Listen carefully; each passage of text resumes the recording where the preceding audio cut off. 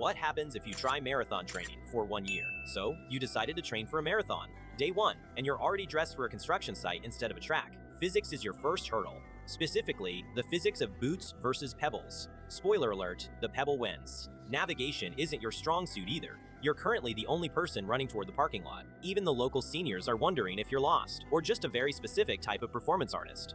Month 1 ends with you and the pavement becoming very close friends. Mostly the pavement. By month 3, you've upgraded to actual shorts.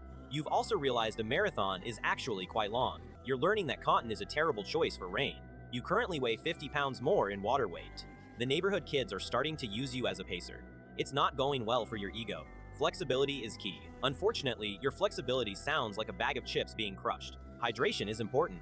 It would be easier if you actually had a stomach to hold the water. Month 5. Gear overcorrection. You spent $2,000 to look like a pro who forgot to grow skin. The hydration vest has 18 pockets. You've managed to get your humerus stuck in 3 of them. The watch says you've been running for an hour. The distance says you haven't even left your driveway. You joined a real race. You are currently being used as a human, skeleton pylon. The shoes promise a 4% speed increase. 4% of 0 is still 0. Structural integrity is becoming a concern. You're starting to sound like a percussion section. Month 7. You're held together by sheer willpower and several rolls of kinesiology tape. The doctor is confused. He says your x-ray looks great, but he can't find your pulse or your heart. Energy gels are supposed to go into your system, not decorate your internal structure. You've literally run your feet off. That's commitment, or a serious calcium deficiency. You just overtook a human.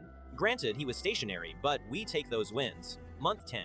You did it. You finished a self-organized marathon in your own backyard. It was 3 laps. Careful biting that metal. Your teeth and the gold are made of the same level of density. The celebration is cut short. Literally. Does anyone have some wood glue? Naturally, you're blaming the wildlife for your structural failure. The internet remains unimpressed by your backyard achievements. Everyone's a critic.